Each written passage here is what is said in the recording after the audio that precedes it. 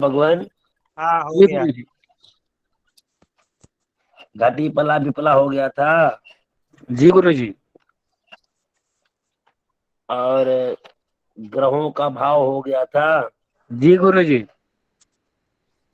चलिए, अब हम लोग आते हैं।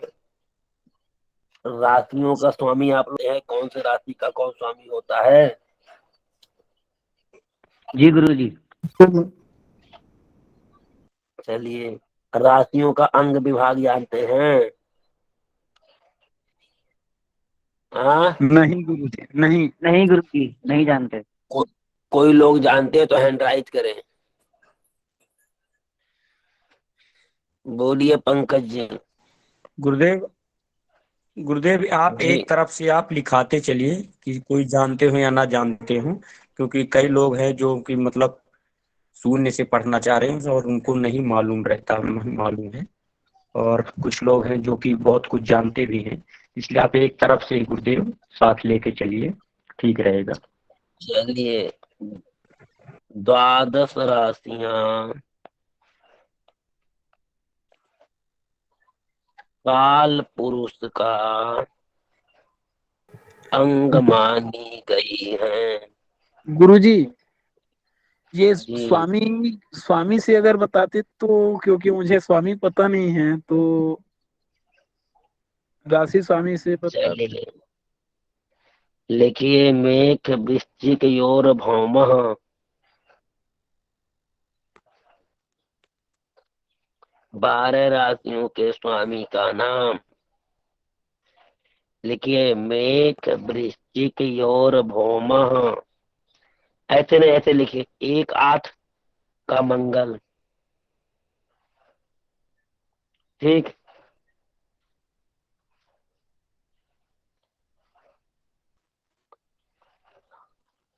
2 और 7 का शुक्र। कन्या और मिथुन का बुध। कर्क का चंद्रमा। सिंह का सूर्य। मीन और धनु का बृहस्पति।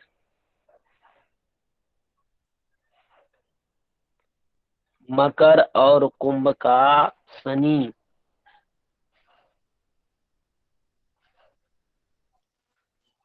ठीक। कन्या का राहु एवं मिथुन का केतु है।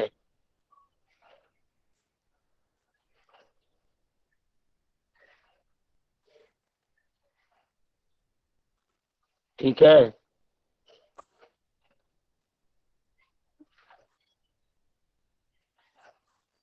कन्या का राहु मिथुन का केतु है। ये 12 राशियों के स्वामी हो गए। इनको कोई दिक्कत?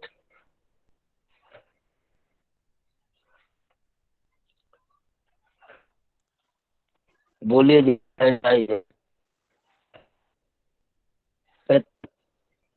सिद्धि वीरेंद्र जी, जिसको बोलना बोलिए।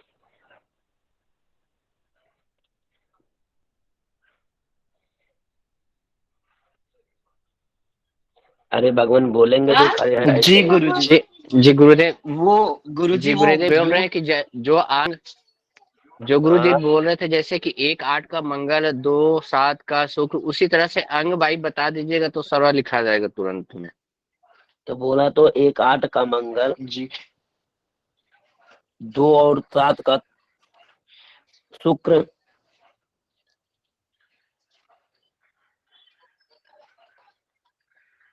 6 और 3 का बुध। 4 और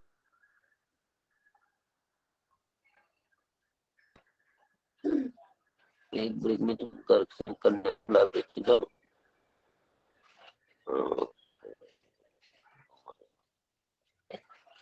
12 और 9 का बृहस्पति। 10 और 11 का शनि।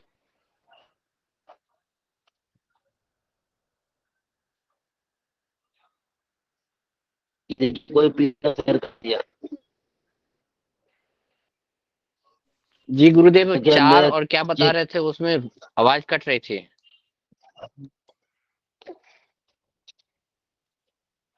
कर्क का चंद्रमा होता है, चार मतलब कर्क। सिर्फ चार का? हाँ। गुरुजी आपने बोला कन्या का राहु होता है, मिथुन का केतु होता है, मतलब कन्या के दो राशि स्वामी और मिथुन के भी दो है। हाँ तो राहु केतु का कोई घर नहीं होता है, खाली कन्या और मिथुन को। क्या है? आया समझ में? राहु केतु का कोई नहीं घर नहीं गुरुजी। होता, जबरदस्ती नहीं समझ में आया? हेलो, सुनिए, राहु केतु का कोई घर नहीं होता, जबरदस्ती कन्या और मिथुन में बैठ जाते हैं, मान लिया जाता है। ठीक है। अब किसी को कोई दिक्कत? नहीं गुरुजी। देख देखिए, कोई पीडीएफ से यह गया है, मेघ वृश्चिक योर भौम शुक्रो बृहतुलाधिप बुध कन्या मिथुनयो पति कर्कस्य चंद्रमा सिंह सिंहस्य भगवान, ये कौन सी अच्छा ज्योतिष है? ये सिंह, यहाँ पे आगे मात्रा होना उस दिन जो चाहिए। भेजे थे, अच्छा तो उस दिन भेजे थे। अच्छा अच्छा, सिंहस्य अधिपति, सिंहस्य अधिपति सूर्यो धनुर्मीन, धनुर्मीन कयोर गुरु हाँ धनुर्मीन कयोर गुरु। अधिपा कथितो विज्ञ शनि मकर कुंभयो। ठीक है, शनि वहाँ नीचे मकर कुंभ। देखिए वो भी लिखा हुआ है ना, नीचे मैप भी जी जी बनाया है, राशि लिखा है, राशि के सामने फिर स्वामी भी लिखा है, तो कौन कौन किसका स्वामी है वहाँ पे दिया है। जी जी जी। देखिए, मेरे में पीडीएफ बड़ा कर रहा हूँ, फट रहा है।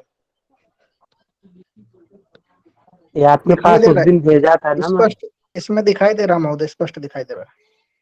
अच्छा, इसमें जो नीचे वाला है, नीचे वाला श्लोक है, रवि मेघे तुले नीचो वृखे चंद्रास्तु वृश्चिके भौमश्च भौमश्चक्रे करके च स्त्रियायाम सौम्यो संभसे तथा। झुसे इसको आप झुसे। लोग याद कर लीजिएगा, गुरु करके च मकरे च मीने करने मितस्ति च। इसको आप लोग याद कर लीजिएगा, ये बहुत ज्यादा काम देगा आगे चल के। ठीक है, आया समझ में? जी। हाँ, जो नीचे वाला हाँ गुरु। पीडीएफ है जी, नीचे वाला मंत्र याद करिएगा। चलिए, अब आइए राशि के अंग विभाग। ठीक है, द्वादश राशियां काल पुरुष के अंग मानी जाती हैं। 12 राशियां जो होती है काल पुरुष के अंग मानी जाती हैं। गुरुजी ये काल बताइए पुरुष पहले। क्या होता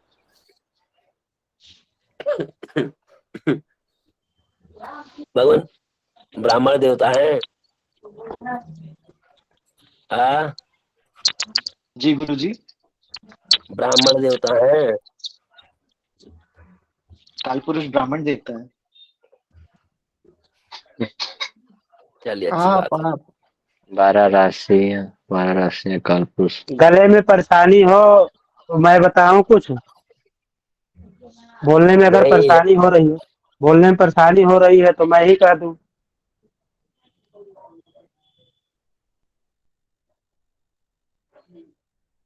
हाँ।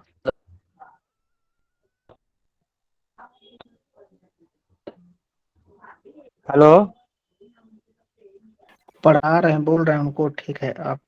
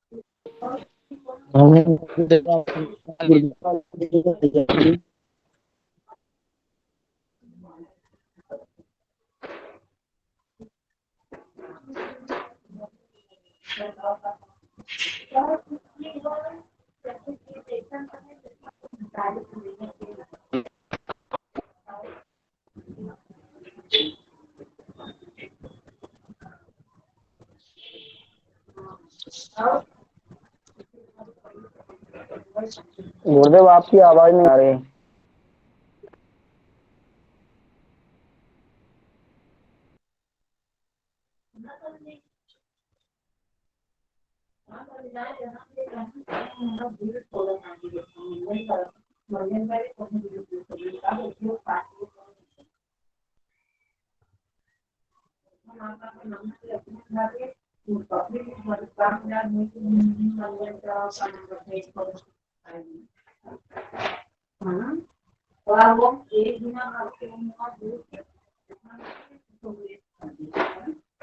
सतीश महोदय थोड़ा म्यूट कर लीजिए, आपकी आवाज आ रही है पीछे की।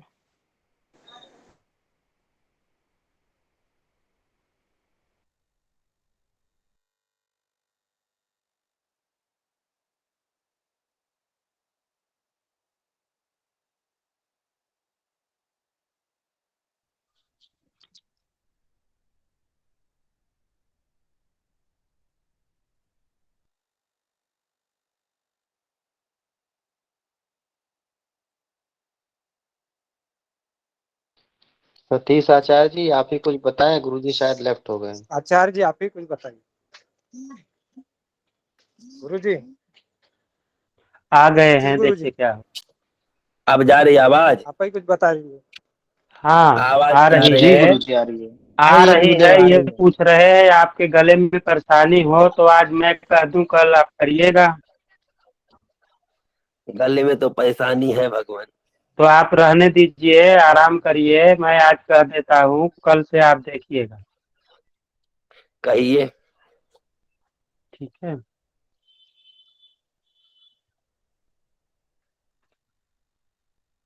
आप लोग लिखिए मूल नक्षत्र के फल।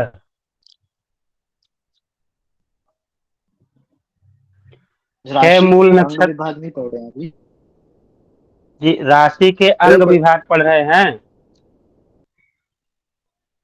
जी गुरु जी। तो वही बताए, दूसरा ना बताएं। ठीक गुरु जी, ये नोट बना लिया है, उसके लिए इसको बता रहे थे आप।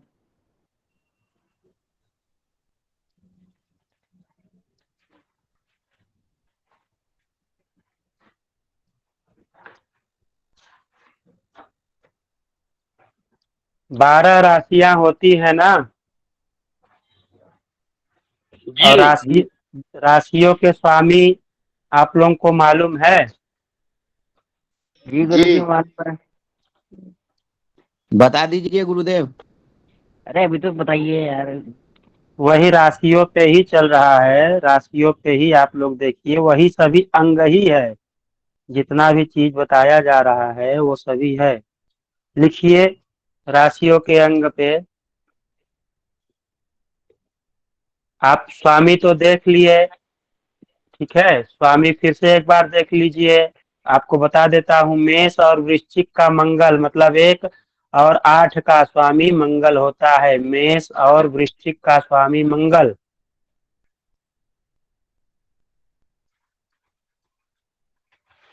वृष और तुला का स्वामी शुक्र।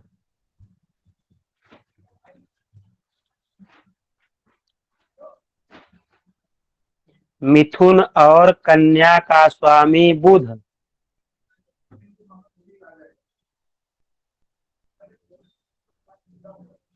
कर्क का स्वामी चंद्रमा। सिंह का स्वामी सूर्य,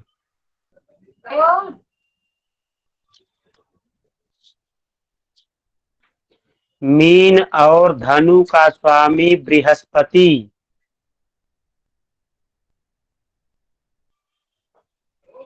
मकर और कुंभ का स्वामी शनि,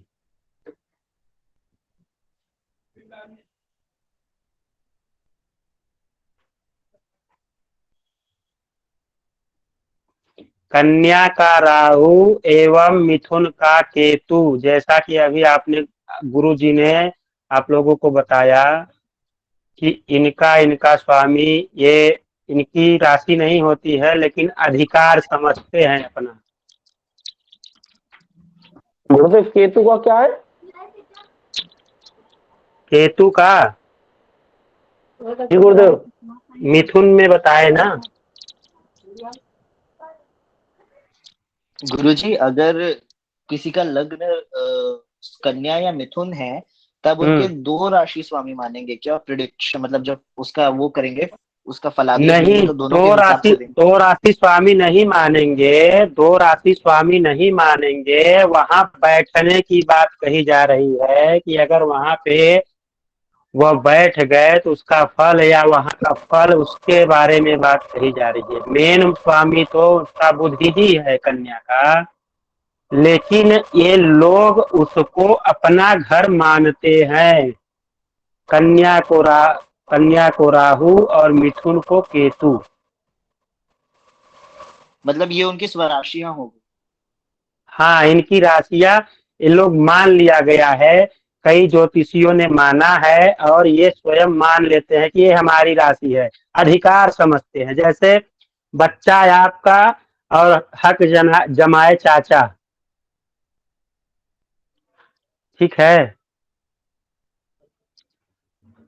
जी गुरुजी। अब शून्य संज्ञक राशियां लिख लीजिए कि कौन से महीने में कौन सी राशि शून्य संज्ञक होती है।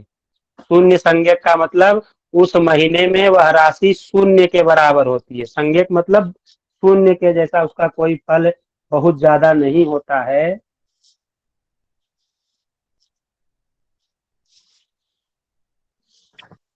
हेडिंग क्या रहेगा गुरुजी? शून्य संज्ञक राशियां।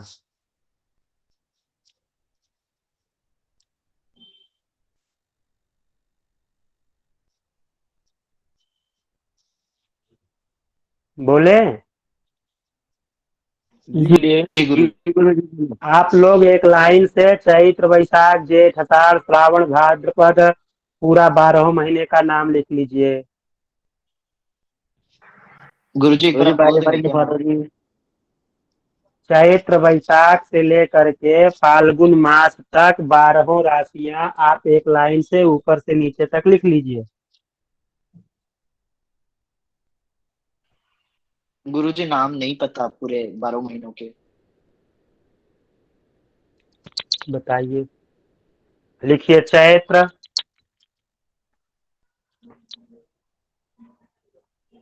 वैशाख,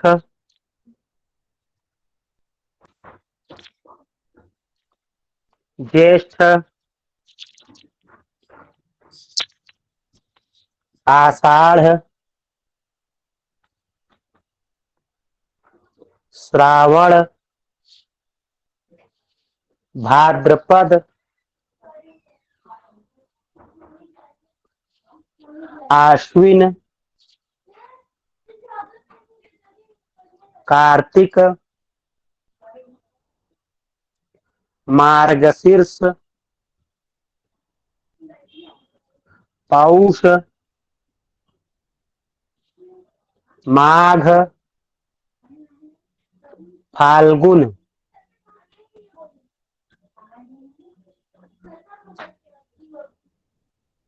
लिख भय। जी गुरुदेव। जी अब में चैत्र के आगे लिख जी लीजिए गुरुदेव। कुंभ। चैत्र के आगे लिख लीजिए कुंभ।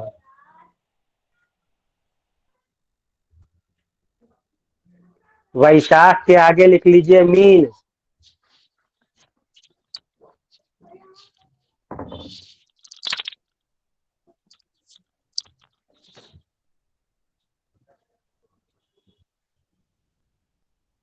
लिखें? जी गुरु जी। वैशाख के आगे मीन, जी ज्येष्ठ गुरुदेव। के आगे वृष, ज्येष्ठ के आगे वृष, आषाढ़ के आगे मिथुन, ज्येष्ठ के आगे वृष, आषाढ़ के आगे मिथुन। आगे का मतलब जानते हैं, चैत्र में कुंभ शून्य संज्ञक है, वैशाख में मीन शून्य संज्ञक है, ज्येष्ठ में वृष राशि जो है शून्य संज्ञक है, आषाढ़ में मिथुन राशि शून्य संज्ञक है, श्रावण में मेष राशि शून्य संज्ञक है, भाद्रपद में कन्या राशि शून्य संज्ञक है, आश्विन में वृश्चिक राशि शून्य संज्ञक है। गुरुजी भाद्रपद में? भाद्रपद में कन्या राशि शून्य संज्ञक है, आश्विन में वृश्चिक राशि शून्य संज्ञक है,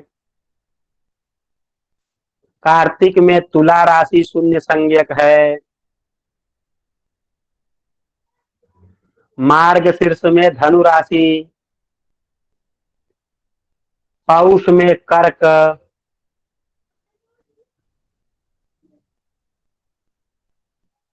माघ में मकर,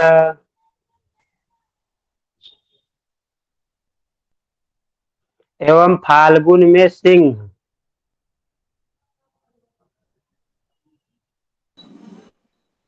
श्रावण में श्रावण का अभी नहीं लिखे, श्रावण में मेष,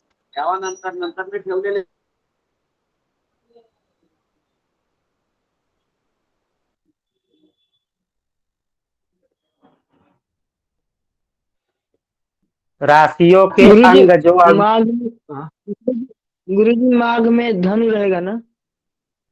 माघ में मकर, मकर है। जी। मार्गशीर्ष में धनु,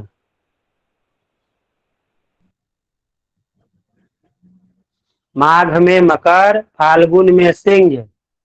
अब राशियों के अंग विभाग, एक एक राशियों का कौन कौन सा अंग होता है, किस राशि से कौन सा अंग देखा जाता है, अंग विभाग। मुझे क्लियर नहीं आ रहा है। अंग विभाग, अंग अंग समझते हैं ना, शरीर के अंग,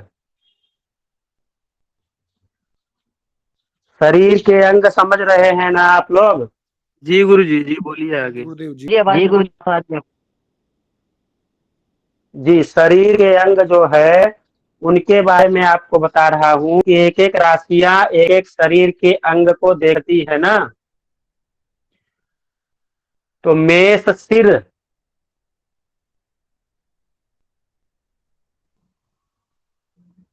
सुनाई दे रहा है ना?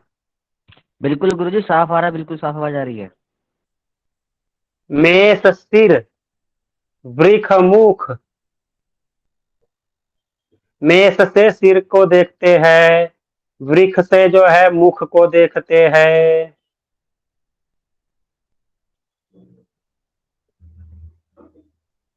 मिथुन से जो है स्तन के मध्य को देखते हैं, दोनों स्तनों के मध्य को देखते हैं, कर्क को हृदय देखते हैं,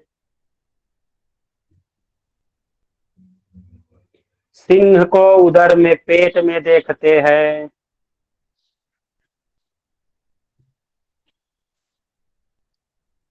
कन्या को मकर कमर में देखते हैं,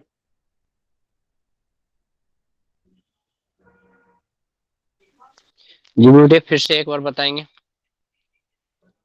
मेष को सिर में देखते हैं, वृष को मुख में देखते हैं, मिथुन को स्तन के मध्य में देखते हैं, कर्क को हृदय में देखते हैं, सिंह को उदर में देखते हैं, पेट में,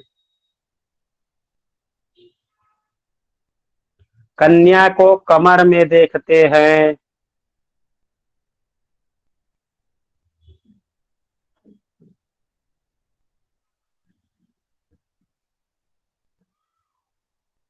तुला को पेड़ू में देखते हैं। पेड़ू समझते हैं किसको कहते हैं आप लोग?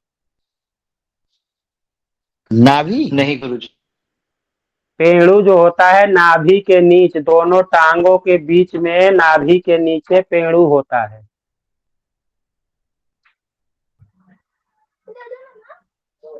ठीक है, पेड़ू समझते हैं? नहीं गुरुजी। हो गया, आपको बताया ना, नाभि स्त्रियों के के नीचे थोड़ा का भाग है।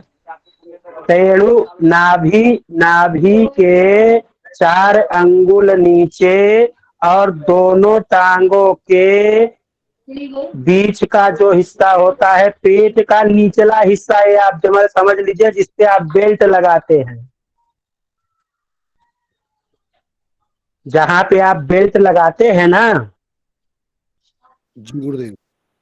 हाँ, जी जहां पे गुरुजी आप समझ गए। क्लिप, बेल्ट का क्लिप जहां बांधते हैं, उसको पेड़ू बोलते हैं या पेड़ुर बोलते हैं।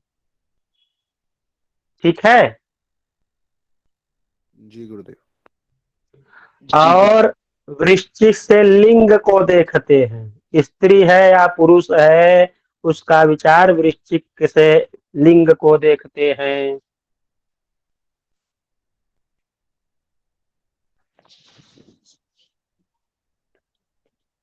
धनु से दोनों जंघा को देखते हैं, जंघा जो है ना, जिस पे बैठाते हैं किसी को, धनु से जंघा को देखते हैं। मकर से दोनों घुटनों को देखते हैं, जो मुड़ती है, जहां से आपका टांग मुड़ता है उसको घुटना कहते हैं, दोनों घुटनों का मकर देखते हैं।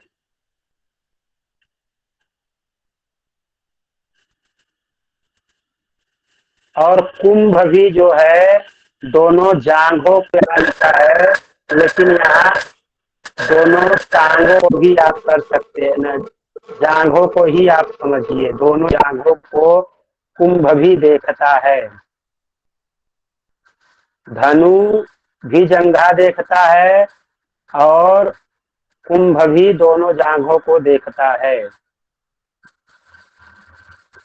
मीन को दोनों पैर देखा जाता है, दोनों पैरों को जो है मीन से देखा जाता है। अब इसमें आप कहेंगे कि इसका विचार कैसे किया जाए, क्या समझना चाहिए, तो यह तब समझा जाएगा जब रोग आदि परेशानियां देखनी होंगी, तो इस भाग में कहा जाएगा कि आपको इससे इस प्रकार की परेशानियां बनी रहती हैं, आपको कमर के नीचे, आपको पेट में, आपको जांघों पे, आपको क्या बोलते हैं, पेड़ू में, आपको कमर में, आपके इस अंग में परेशानी रहती है। समझ गए? जी गुरुजी। हेलो। जैसे भगवान, एक हाँ। मिनट, एक मिनट, जैसे क्या होता है, अगर राहु खराब होता है तो कमर के नीचे की ही प्रॉब्लम करता है, क्योंकि कमर का मालिक राहु है। अब राहु का घर जो है, तो भगवान ने बताया, भगवान राहु का घर क्या बताते आप? कन्या। कन्या। कन्या का मालिक होता है। अभी ने गुरु जी ने बताया कन्या को कमर माना जाता है, तो राहु जब खराब रहेगा तो कमर के नीचे ही प्रॉब्लम करेगा। ठीक, बीमारी का ये हो गया एग्जाम्पल। पढ़ाइए गुरु जी, धन्यवाद। गुरु ये गुरुजी मैं कुछ पूछूं क्या? जी जी पूछिए। गुरुजी जैसे अगर मान लो किसी की कुंडली में पेट का जैसे छठा भाव पेट का होता है ना, वो अगर अच्छा है पर कन्या राशि उसके में दूषित है, या पेट की सिंह राशि देखते हैं वो दूषित है, तो तब हम लोग क्या मानेंगे कि इसको पेट की समस्या होगी या नहीं होगी? कमर, कमर के लिए कहा गया है ना, कन्या राशि को कमर देखने के लिए कहा सिंह। गया है। हाँ हाँ, मान लो जैसे कि कोई भी अंग का, मान लो पेट से जुड़ा मान लो जो स्थान है वो अच्छा है कुंडली में, बट राशि जहां पड़ रही है वहां पे कुछ दोष बन रहा है, इस केस में उसको वो पीड़ा होगी या नहीं होगी? तो यहाँ वही चीज आपको बताया है, सिंह राशि अगर गलत भाव में बैठा हुआ है या सिंह राशि पीड़ित है, कमजोर है, तो उसमें पेट की परेशानी से समस्या होगी। पेट की परेशानी मतलब कभी कभी दर्द भी होना, और भोजन न पचना, अपच होना, और जो है कि पेट सफा न होना, और पेट जन्य विकार जो भी आएंगे वो सभी कहे जाए। ठीक है गुरुजी। और पेट कहाँ से कहाँ होता है? नाभि के 2 अंगुल नीचे से लेकर के हृदय के 2 अंगुल नीचे तक पेट कहा गया है। ठीक है। जी गुरुजी। हाँ, ये हो गया। अब आप लोग लिखिए जो हम अभी आप लोगों को बता रहे थे। क्या बता रहे थे? मूल के फल। मान लीजिए कोई बच्चा मूल में जन्म लिया है, मूल संज्ञक नक्षत्र कितने हैं? 6। जी जी, पैसा बोलते हैं गुरु जी। हाँ हाँ, 27 जिसको बोलते हैं।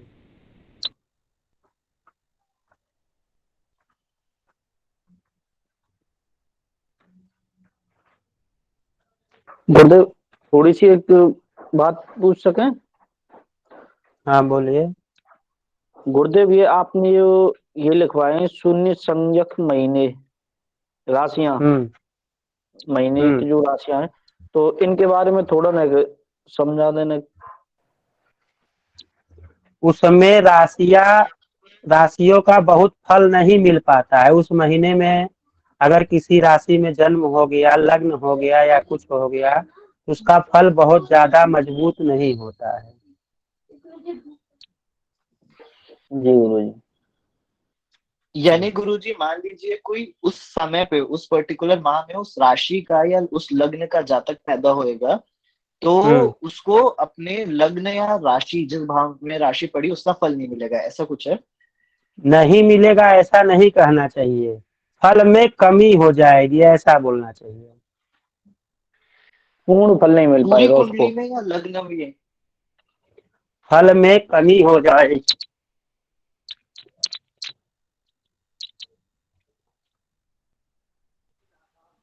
अच्छा गुरुजी, पूरी कुंडली के फल में या उस पर्टिकुलर भाव के फल में? उस भगवान बात को भाव के सुनिए। फल में। जी भगवान, पहले बात को सुना करिए। गुरु जी क्या बोले हैं कि चैत्र में कुंभ, चैत्र महीने में कुंभ राशि का, कुंभ लग्न का व्यक्ति कितना मेहनत करेगा कोई फल नहीं पाएगा। अगर चैत्र महीने में कुंभ राशि या कुंभ लग्न में जन्म हुआ है तो ज्यादा को संपूर्ण फल कम मिलेगा। ठीक है। बैसाख में मीन राशि वालों को फल नहीं मिलता है, शून्य बने रहते हैं।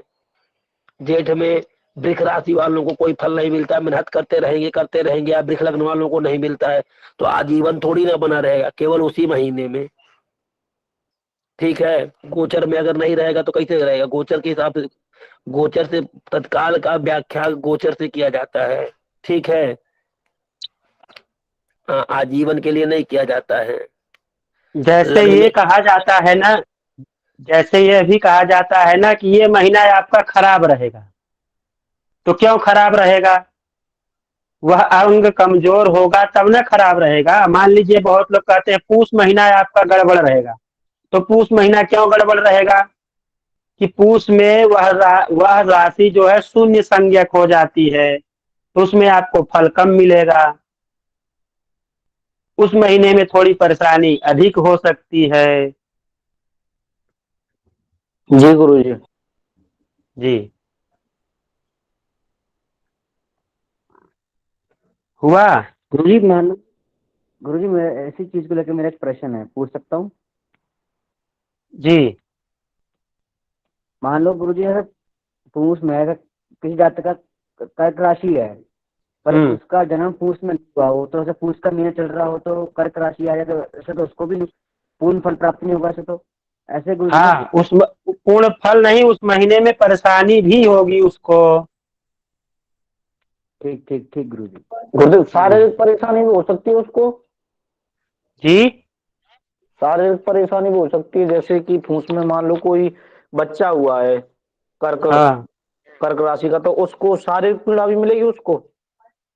सारे पुण्य नहीं, ऐसा नहीं कि वो वहां पे एकदम वो खत्म हो जाएगा, नहीं, फल में कमी जैसे आएगी।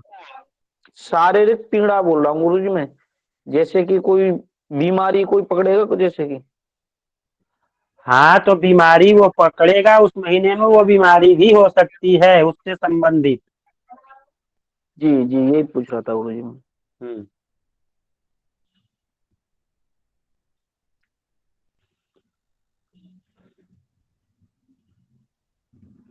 हुआ आप गुरुजी अब उस लग्न वालों को परेशानी होगी या महोदय उस राशि वालों को परेशानी होगी? महोदय उस लग्न और राशि दोनों को परेशानी हो सकती है। ठीक है गुरु। हम्म। जी अनिरुद्ध जी बोलिए। हम बोल रहे थे आप सभी से बोल रहे हैं, हम्म। जो गुरु जी पढ़ा रहे हैं पहले आप पढ़ लीजिए क्रम से, उसके बाद जब पढ़ाई हो जाएगी उसके बाद आप अपने अपने क्वेश्चन करिए, जिसको क्वेश्चन करना है एक साइड में लिखता जाए कि हमको ये पूछना है, लेकिन पहले पढ़ाई कर लीजिए, बीच में बोलते हैं तो सब गड़बड़ हो जाता है। तो आप लोग थोड़ा ध्यान दें, पहले पढ़ लीजिए, जो भी क्वेश्चन हो साइड में अपने लिखते जाइए, जब पढ़ाई खत्म होगी उसके बाद पूछा जाएगा तो उस समय बोलिए कि हमको ये दिक्कत है, कैसे क्या है, थोड़ा समझा दीजिए।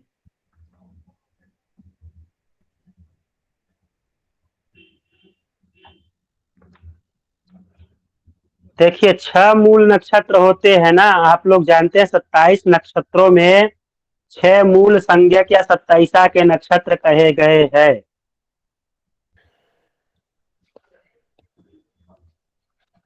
जी जी बोलिए। भगवान समय ज्यादा हो रहा है, इसको बताने में 10 बज जाएगा, इसलिए मैं चाहूंगा कि अब प्रश्न प्रश्न लेकर के देखिए, टाइम 9 बज गया, हाँ तो अब प्रश्न ले लीजिए ना इन लोगों का, उसके बाद कल बता दीजिएगा, जैसी आपकी इच्छा। ठीक ठीक ठीक ठीक। प्रश्न अगर कोई है इससे संबंधित, जो अभी हमने आप लोगों को बताया उससे संबंधित कोई प्रश्न है तो आप लोग बताइए। गुरु जी ये मूल के 6 नक्षत्र बता दीजिए बस। तो आप लोग कोई प्रश्न नहीं करेंगे, केवल सुनेंगे और लिखेंगे। जी जी जी गुरुदेव। हाँ, तो मूल के 6 नक्षत्र है, 27 कहिए चाहे मूल संज्ञक कहिए चाहे कड़ा राशि कहिए, ठीक है।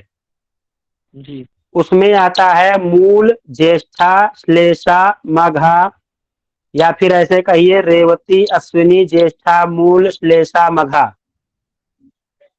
ठीक है। ये 6 नक्षत्र आते हैं। 6 नक्षत्र में जब जन्म होता है तो उसकी शांति करवानी चाहिए, गुरु जी क्योंकि और यह एक बार आराम आराम से बोल दीजिए। अभी लिखना नहीं है, रुकिए तो पहले क्या हम कह रहे हैं उसको सुनिए, जब कहेंगे लिखने के तब लिखिए।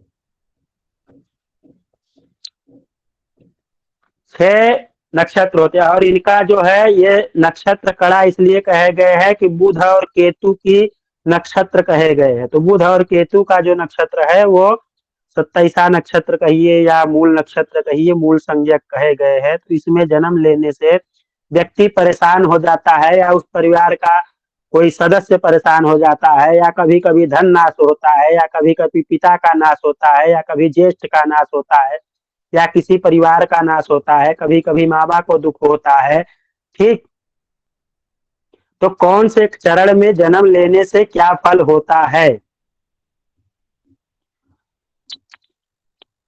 ये लंबा हो जाएगा सही में, जो शिवानंद जी कहे कि लंबा हो जाएगा, बहुत ज्यादा इसमें टाइम लगेगा, तो इसको कल देखते हैं। आप लोग प्रश्न है इससे संबंधित तो वो प्रश्न दीजिए। गुरु जी ऐसा, इसको कल यहीं से क्लास को जो है यहीं से स्टार्ट करिएगा तो अच्छा रहेगा गुरु जी। हाँ, कल ये शुरू से शुरू हो जाएगा, जैसे ही क्लास शुरू होगी उसी समय शुरू हो जाएगा, क्योंकि इसका मालिक भी लिखाना है, इसका फल भी लिखवाना है, एक एक चरण का लिखवाना है। एक चरण में दो, किसमें किस चरण में जन्म हुआ तो क्या दोष होगा, किस चरण में क्या हुआ तो क्या दोष होगा, उसका क्या फल होता है, वो सभी लिखाया जाएगा, इसलिए लेट होगा।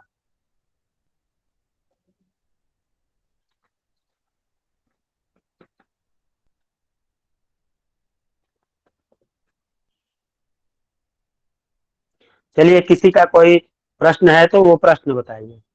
मोनू जी बोलिए। गुरुजी थोड़ा मेरा जो प्रश्न है वो थोड़ा इस कक्षा से अलग है। बोलिए। जैसे गुरुजी कोई जैसा आदमी माला करता है, जप कर रहा है, हम्म, बीच में उसको 2 नंबर जाना है, जा रहा है, मतलब सोच करने चला गया, कहीं भी चले जाए, तो गुरुजी वो दोबारा स्टार्ट जो है, जो जब स्टार्ट है वो कैसे करेगा? पहली बात तो आप उतना देर रोक लीजिए थोड़ा व्यवस्था करके, या पहले ही चले जाइए। क्यों उतना देर कर रहे हैं? क्योंकि माला अगर खंडित होती है तो उसका भी पाप लगता है। नहीं नहीं गुरुजी, जैसे कि स्टार्ट मतलब स्टार्ट करनी है, अभी स्टार्ट करी नहीं है और उसको जाना पड़ जाए तो फिर कैसे करेगा? तो फिर आकर के फिर वो रख दीजिए, स्टार्ट मत करिए, फिर जाइए करके निवृत्त होकर के आइए, उसके बाद करिए। तो मतलब हाथ मुंह धो के आ जाए तो ऐसे जब स्टार्ट कर सकते हैं, इसमें कोई दिक्कत तो नहीं हाथ गुरुजी? मुंह हाथ मुंह नहीं धुलना है, अक्षी कुक्षी धुलना है, लिंग और गुदा धुलना है, विधिवत प्रक्षालित करना है, हाथ पैर पूरा धुलना है, जी जी जी। और आंख नाक कान कखौरी सब धुलना है। ठीक ठीक है। ठीक। ठीक है गुरुजी, बहुत बहुत हम्म। धन्यवाद गुरुजी आपका। जी गुरुदेव, मैं पूछूं? जी बोलिए। जी गुरुदेव जी, जो आप लिखाए हैं कि जी जो राशियां हैं उस महीना में विफल हो जाती है, इस महीने में किसी का भी कोई भी प्रॉब्लम हो, चाहे धन का हो या तो फिर कोई आरोग्य हो या तो फिर किन्हीं को कष्ट हो, तो उस महीने में उन्हें सारी विफलता प्राप्ति होगी। वो कई तरह की विफलता प्राप्त हो सकती है। विफलता मान लीजिए, पेट अगर बहुत अच्छा मजबूत है, पेट का पाचन इत्यादि सब सही है, तो मान लीजिए पेट की परेशानी नहीं होगी। लेकिन पेट से संबंधित कुछ भी हो सकता है। नहीं पेट से संबंधित हुआ तो हो सकता है कि उस महीने में आर्थिक स्थिति भी थोड़ी गड़बड़ हो सकती है। वह कई जगहों से प्रश्न लिया गया है, यह विशेष आपको उस चीज के लिए बताया गया है। जी गुरुदेव। पंचांग में लिखते हैं ना कि आपका वो महीना नेस्ट है। नेस्ट का मतलब क्या है? वो खराब है। गुरुजी तो जी हर जी साल जब गुरुदेव भी जी। ये महीने आएंगे, जी उस समय उस लग्न और राशि वालों को सावधान रहना। हाँ, उस महीने में थोड़ा सावधान रहने की आवश्यकता रहती है। ये भगवान, हेलो, इतना आप लोग उसके पीछे कब से पड़े हैं? कि जो गांव के पंडित लोग देहाती होते हैं, आते हैं कहते हैं पंडित जरा हमारा देखिए इस समय कुंभ राशि का चल रहा है, तो खट से महीना देखिए कि कौन सा महीना चल रहा है। अगर मान लीजिए उस समय जो है चैत चल रहा है, तो कह लीजिए भैया आपका भी कोई हानि लाभ नहीं होने वाला, कोई फायदा नहीं होगा, आप 0-0 में चल रहे हैं, बैठे रहिए। स्पष्ट कहने का मतलब ये है। ठीक है, इसमें इतना ज्यादा दिमाग मत लगाइए, इतना आप लोग लगा ले जा रहे हैं। ये कुंडली फल करने के लिए नहीं है। जी ठीक है गुरुजी। जी। जी। बोलिए बोलिए शुक्ला जी। और बोलिए, किसी का है? महाराज पांडे जी। हाँ गुरुदेव। जी। गुरुदेव उस दिन ग्रुप में आया था दत्तात्रेय जन्म दिवस में, हम्म। तो उसमें को लिखा था कि अनामिका उंगली के रक्त से हम्म। हाथ में डुबोकर रखना है और 108 बार मंत्र का जाप करना है। तो उस कौन सा मंत्र का जाप करना होगा गुरुजी उसमें? कहाँ का चित्र था वो? आप देंगे तब हम उसको जान पाएंगे। क्योंकि कोई विषय अगर कोई लिखता है तो अपनी मर्जी पे लिखता है, अपने ज्ञान पे लिखता है। जो मेरा ज्ञान है, मैं जिसकी साधना करता हूँ उसके विषय में पूछेंगे, तो जिस विधि से मैं करता हूँ वह जानकारी होगी तो आपको बताऊंगा। दत्तात्रेय गुरु के बारे में जो जानता है, जो लिखा होगा, जो बताया होगा, उसके बारे में वो जानता होगा। या फिर वह कटिंग हमको दीजिए या ग्रुप का दीजिए, तो जहां से होगा वह मैं आपको बताऊंगा। मैं वो डाला था भी गुरुजी उसमें कि भाई कौन से मंत्र का जाप करना है, तो क्या है किसी का अघोरेभ्यो च घोरेभ्यो घोर घोरतरेभ्यः सर्वेभ्यो सर्व सर्वेभ्यो नमस्ते अस्तु रुद्र रूपेभ्यः। ये उनका बहुत बढ़िया मंत्र है। ये उनके लिए ही, महागुरु के लिए, दत्तात्रेय गुरु जी के लिए ये कहा गया है मंत्र। उनका मुख्य या मूल मंत्र जो भी कहिए, यही उनका है। हाँ गुरुदेव। और दूसरे हिसाब से जाएंगे तो दत्तात्रेय नमः, यह भी कह सकते हैं। उनका गायत्री भी है, वह भी कर सकते हैं। लेकिन पर्पज क्या दिया हुआ है, किस चीज के लिए करना है, किस अवस्था में करना है, वह जानकारी देंगे तो। शास्त्र अपना बहुत बड़ा है, बहुत गहरा है। आप मेष राशि के लिए कुछ कहेंगे कि गुरुदेव मेष राशि के बारे में बताइए, तो मेष राशि के बारे में जब बताना शुरू करेगा आदमी तो बहुत ज्यादा बताएगा ना। हाँ गुरुदेव। तो वैसे ही दत्तात्रेय प्रभु के बारे में पूछेंगे तो उनके 28 गुरु थे, तो 28 गुरु के द्वारा उनको क्या मंत्र मिला था, या उनकी सिद्धि कैसे करनी है, या उनकी पूजा कैसे करनी है, उनकी तांत्रिक पूजा करनी है कि सात्विक पूजा करनी है कि मध्य की करनी है कि खोड़सी पूजा करनी है, कौन सी पूजा करनी है, तो वहां पे मंत्र लागू होगा। हाँ गुरुजी जैसे जनेऊ हुआ नहीं है तो हम लोग कोई गायत्री मंत्र इसका वो कर सकते हैं माला, या नहीं करना चाहिए? जी नहीं करना चाहिए। जो जनेऊधारी नहीं है उनको वेद मंत्र नहीं करना चाहिए। गायत्री ही नहीं, कोई भी वेद मंत्र उनको नहीं करना चाहिए। और प्रणव का उच्चारण, ओम का उच्चारण कर सकते हैं?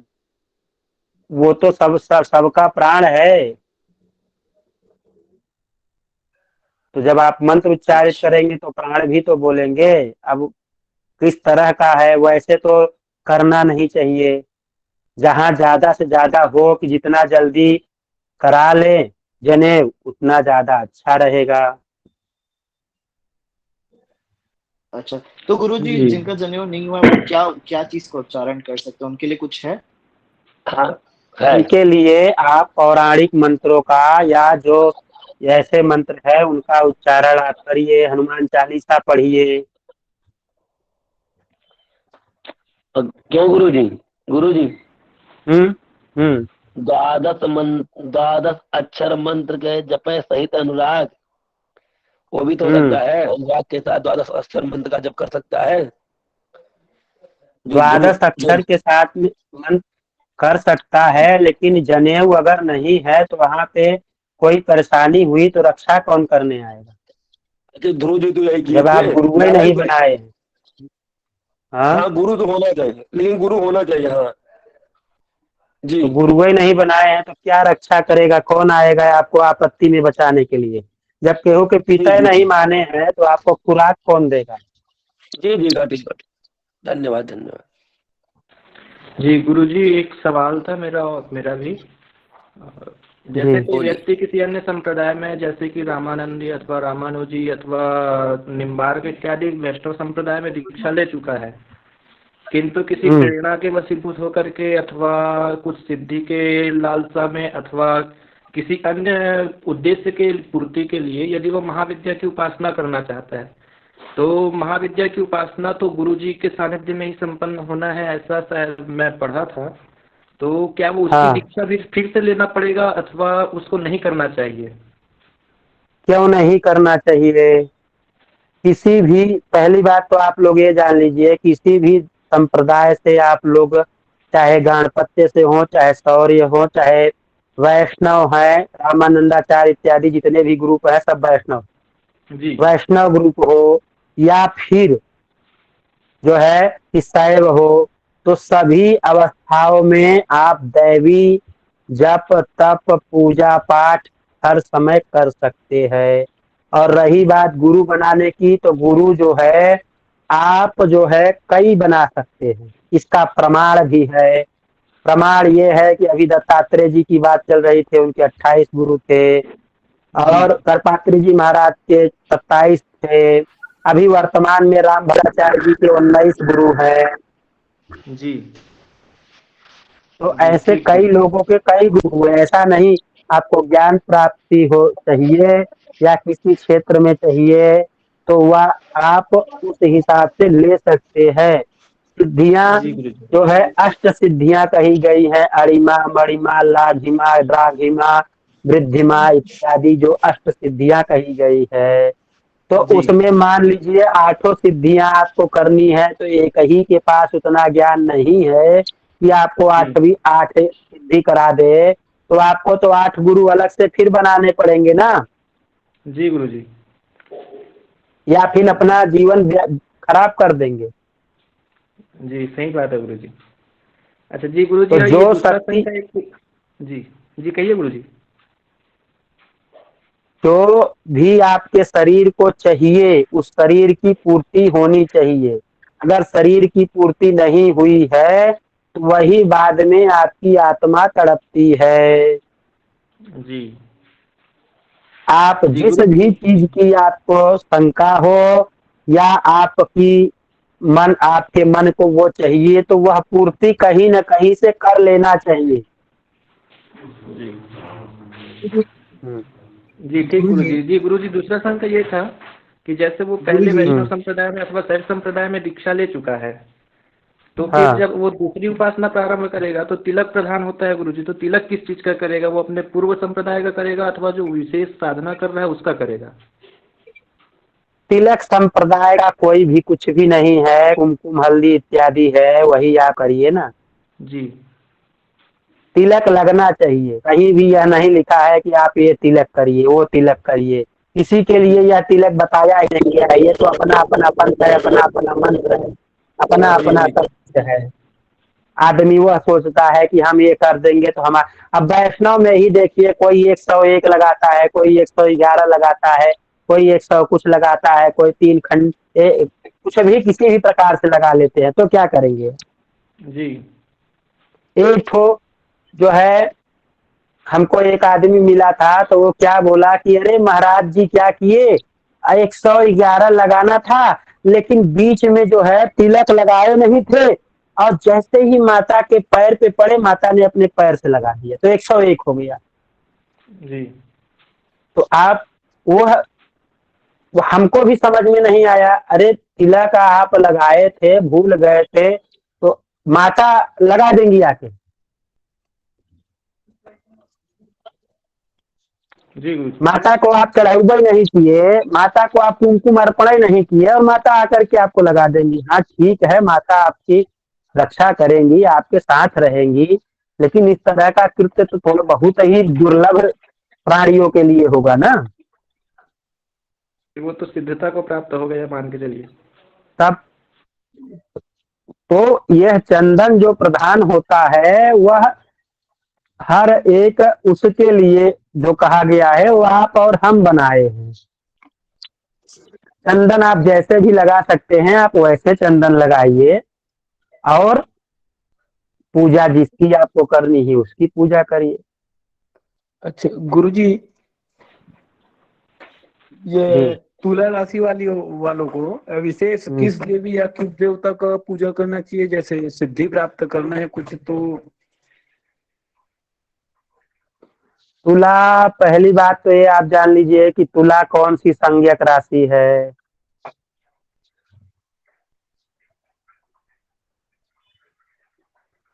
तुला का मालिक कौन है? शुक्र है ना। शुक्र है गुरुजी। तो शुक्र क्या है? स्त्री संज्ञक है। जी और शुक्र उपासना किसकी करते थे? तो स्त्री रूपी का माई का उपासना करते थे, शिव जी का उपासना करते थे, तो वहाँ वो कर सकते हैं। और यहाँ अगर आप इष्ट पूछ रहे हैं तो इष्ट कुंडली से देखा नहीं जाता है, वो बताने की दूसरी बात हो गई। आपके ग्रह के इष्ट है, ना कि आपके इष्ट है। नहीं, मैं ग्रह के पूछ रहा हूँ गुरुजी। जैसे कि अब कोई तुला राशि का लड़का या लड़की कुछ भी है, अब उसे मंत्र सिद्धि करना है तो किस भगवान की या किस देवी की सिद्धि करेगा तो उसे जल्दी सिद्धि होगा? सबसे पहले तो अपने इष्ट की सिद्धि करनी चाहिए। आप जिसको इष्ट मानते हैं पहले उसकी सिद्धि करिए, उसकी पूजा विधिवत करिए, उसके बारे में जानिए, उसके बारे में सोचिए, सब कुछ उसका कर लीजिए। जब उसका उधर भर जाए, उसकी क्षुधा शांत हो जाए, तब आप दूसरे के पास जाइए। और नवम और पंचम भाव का विचार करिए, लकड़ सांगड़ा योग रहेगा तो नहीं होगी सिद्धि। जी गुरु जी। नवम और पंचम भाव का विचार होता है सिद्धि के लिए। हाँ और तमाम योग होते हैं कुंडली, जो रहेंगे तो नहीं होगी सिद्धियां। क्यों शुक्ला जी? जी जी। हाँ गुरु जी, तो वो क्या है कि उनके छठे में राहु है ना, हाँ, तब और गुप्त विद्या जानते हैं। और अब और कहा जाए बता ही देता हूँ कहाँ गए कहाँ गए ऐसे ये तो गुरु आता है। छठे छठे भाव में राहु हमारा भी है, धनु राशि का। चलिए, तब आपके गुरु गुरु मेरा का भी भी है तो छठा। आप जिससे पढ़ रहे हैं उनका भी तो छठे भाव में ही राहु है। हाँ तो गुरु जी, झंडा जैसे विजय तो कि होगा। गुरु जी मेरा भी छठे भाव में राहु। तब प्रे, बताइए, इतना प्रे, चेला लोगों का जो है कहा हो गुरु जी? गुरु जी लेकिन गुरु जी ये गुरु जी करने भी मेरा नहीं पहले हो। राहु और प्रश्न मेरा था चंद्रमा गुरु है जी, साथ में। पहले प्रश्न मेरा था गुरु जी, तो मुझे बोलने देते पहले। और लोग भी बोलिए। ये बोलते कह रहे रहा था धीरे धीरे।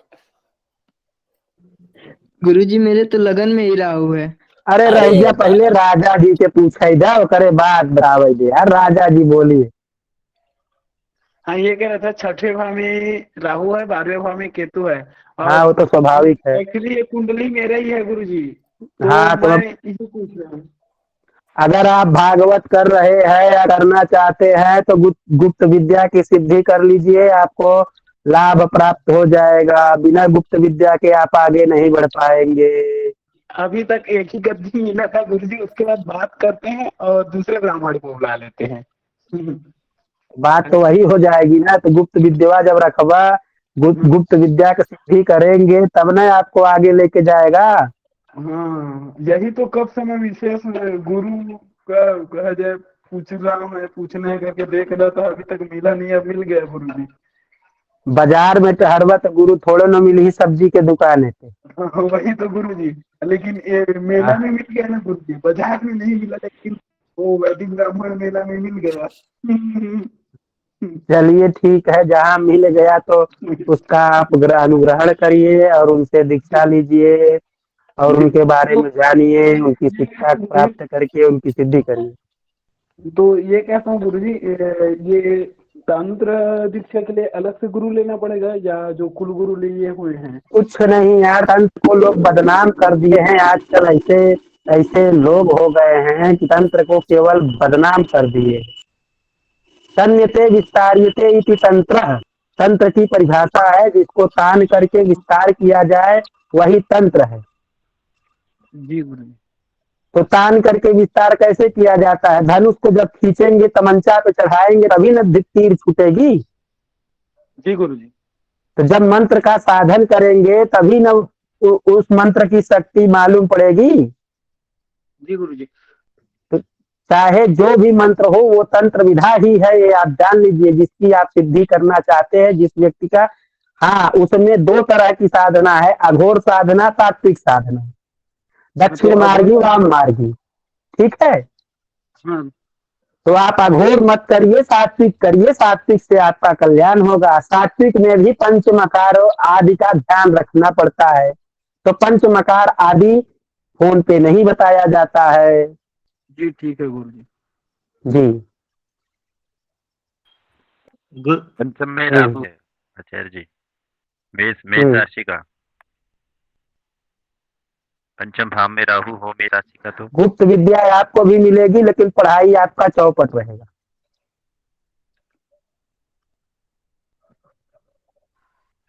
गुरु जी, इष्ट देव की जो बात चल रही थी, तो पता कैसे चलता है हमारे इष्ट देव कौन है?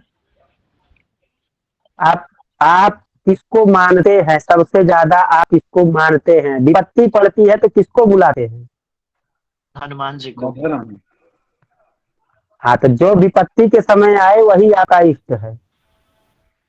अच्छा, और गुरु जी एक और चीज, जैसे कि आप बता रहे थे छठे में राहु होता है, तो गुप्त विद्या की जो बात हो रही थी, तो वो पहली बात तो सिद्धि और ये इसके बारे में ज्यादा नॉलेज नहीं है, तो और जिनके में है क्या उनको प्रगति नहीं मिलेगी? और क्या होती है सिद्धियां या क्या होती है गुप्त विद्या? मतलब कैसे उसे पा गुप्त सकते विद्या यही होती है जिसको आप किसी गुरु के द्वारा प्राप्त, कैसे जैसे अभी धीरेन्द्र कृष्ण शास्त्री चल रहे हैं बाजार में ना। जी गुरु जी। जी जी, बागेश्वर धाम सरकार।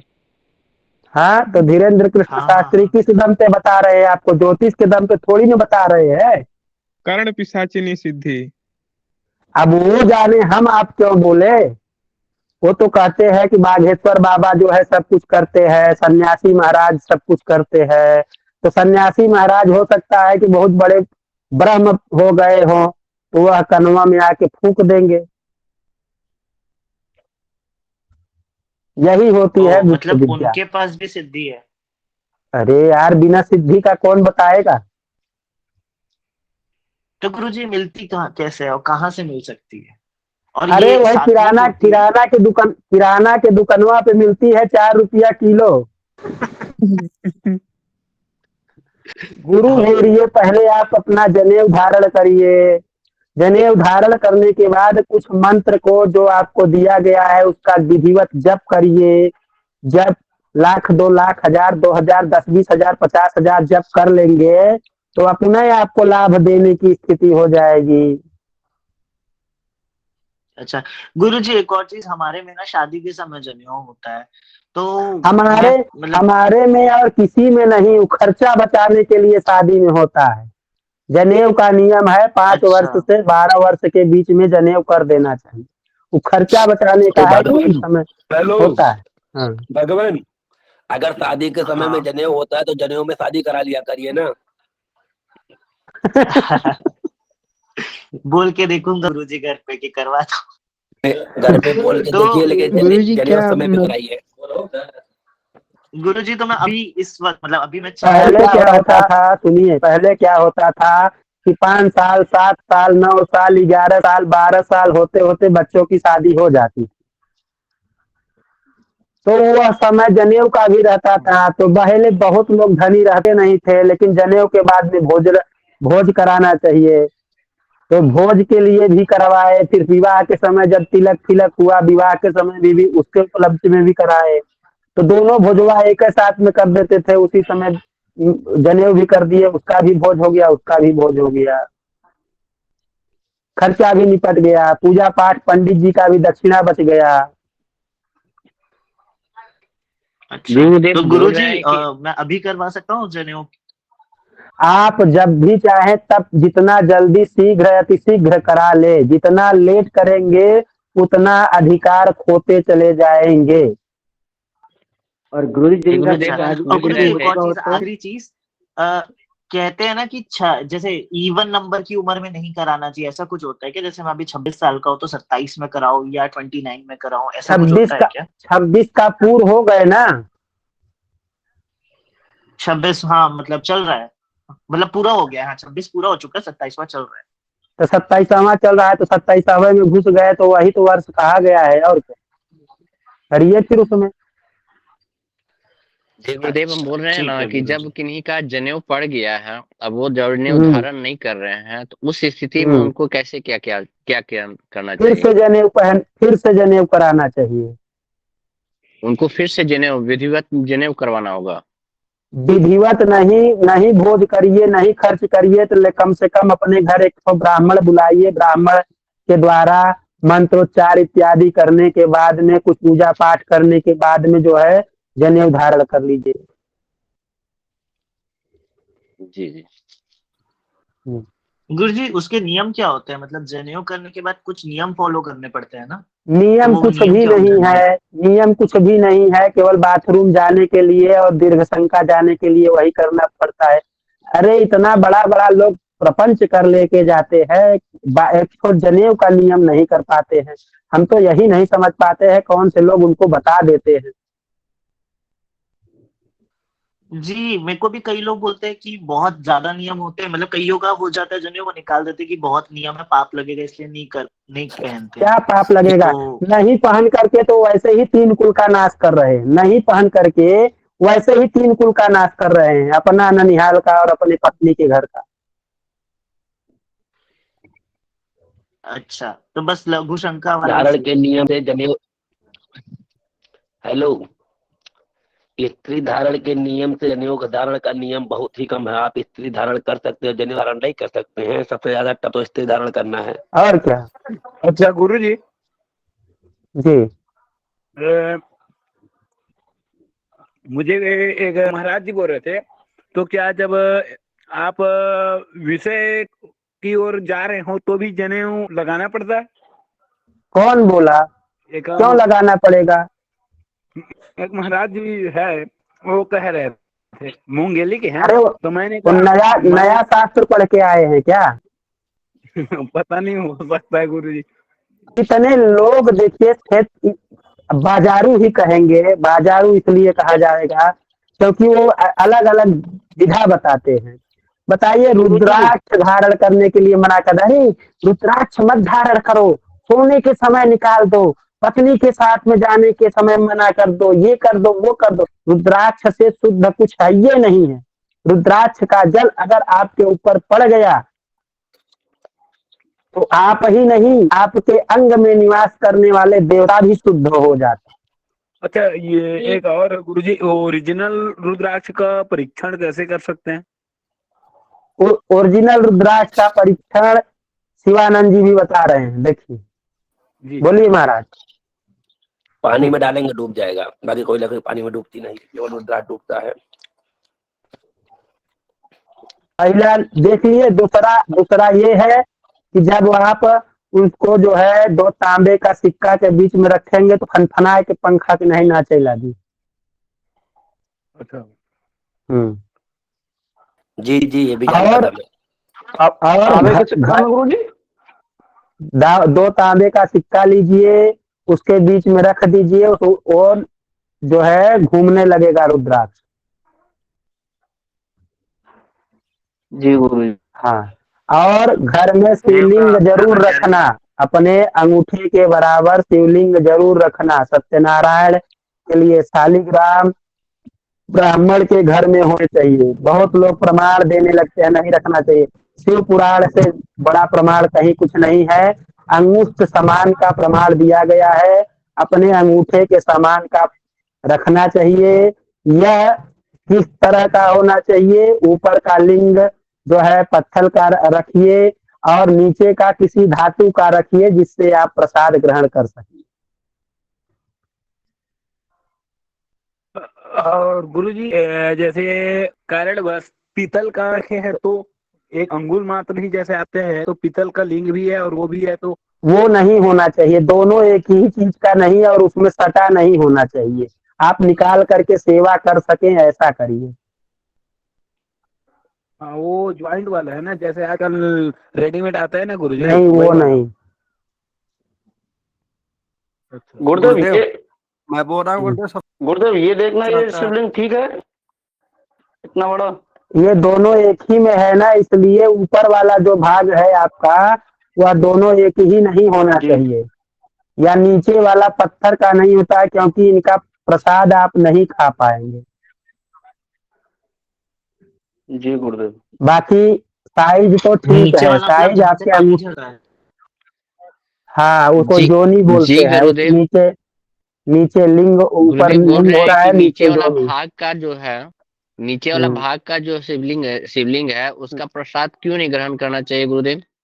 एक ही में दोनों होने के कारण से, कलेवर नहीं चढ़ने के कारण से उनका प्रसाद जो है उनके गण लोग खाते हैं। जी भगवान। गुरुजी अगर किसी मंदिर में भी त्रिपाठी जी बोलिए। जी त्रिपाठी जी बोलिए। क्षमा चाहूंगा, अगर विषयांतर ऐसे प्रश्न चलते रहेंगे तो कक्षा समाप्त नहीं होगी। समय का ध्यान दीजिए। वही हम भी सोच रहे हैं कि जो है कक्षवा इससे बढ़िया हम बताई और नक्षत्रवा वाला लिखवा दिए है। और रामगोला वाली भागवत हो गई है। रामगोला वाली भरद्वार कथा हो गई है। हाँ भरद्वार कथा। भरद्वार कथा में है। हाँ जी गुरु जी कल बताए थे आप। भरद्वार कथा वही है, भरद्वार कथा कल बताए थे। जी गुरुदेव, कक्षा को समाप्त किया जाए।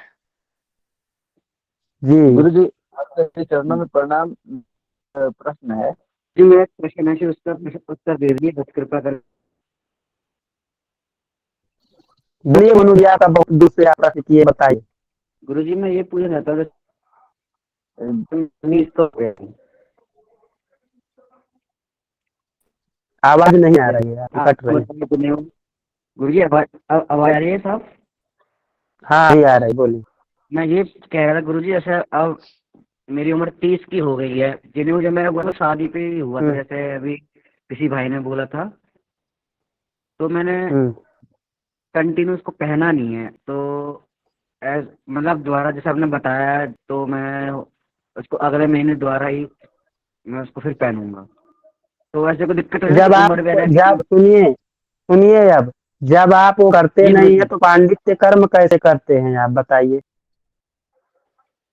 गुरुजी मैं तो अभी आया हूँ ना, अभी तो मेरे को 3-4 महीने हुए हैं। जैसे अभी तो मेरा ज़्यादा टाइम हुआ नहीं, पहले तो मैं जॉब करता था। आप एक ही महीने एक ही दिन कहीं पांडित्य कर्म करने गए हैं, लेकिन बिना जनेऊ पहने अगर आप पांडित्य कर्म करा रहे हैं तो उस पाप का भागीदार आप हुए ना। जी गुरुजी बिल्कुल हुआ। तो क्यों ऐसा पाप कर रहे थे?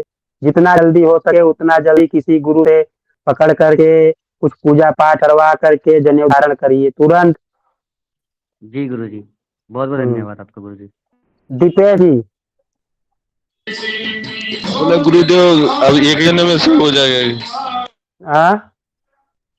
हम बोल रहे कि हमारा थोड़ा सा अब स्थगित की जाएगी, ऐसा तो चलता ही रहेगा। जी जी जी जी। चलिए सभी को हर हर महादेव, शुभ रात्रि, हर हर महादेव। सभी का कल्याण हो। हर हर महादेव। महादेव गुरुदेव। राधे राधे गुरुजी। सभी भक्तजनों को राधे राधे। राधे राधे। राधे राधे महादेव। हर हर महादेव। शुभ रात्रि। राजा जी तिवारी शांति पाठ करिए। हरि ओम स्वस्ति कराइए।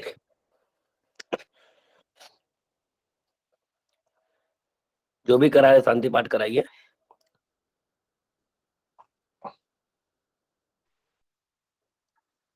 हरि ओम स्वस्ति नः इंद्रो विद्धस्रवाः पूषा विश्ववेदाः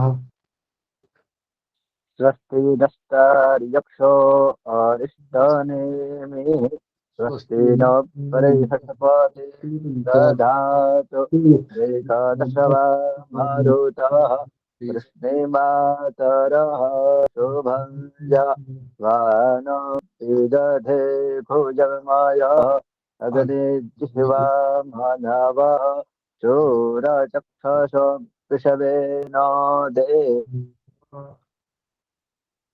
भद्रं कर्णेभिर्यामदेवा भद्रं पश्येमाक्षभिश्चतराः स्थिरैरङ्गैस्तवाग्गोतस्तानो निर्व्यशेमहि देवहितं जरायोः शतमिन्नो शरदो अन्ति देवा जतरा नश्चकरा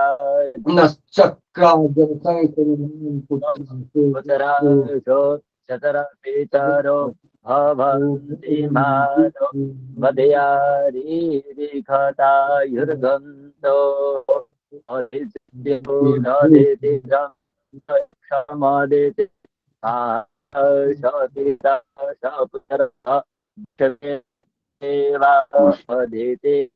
अन्नजना अचातमादेश नित्वम्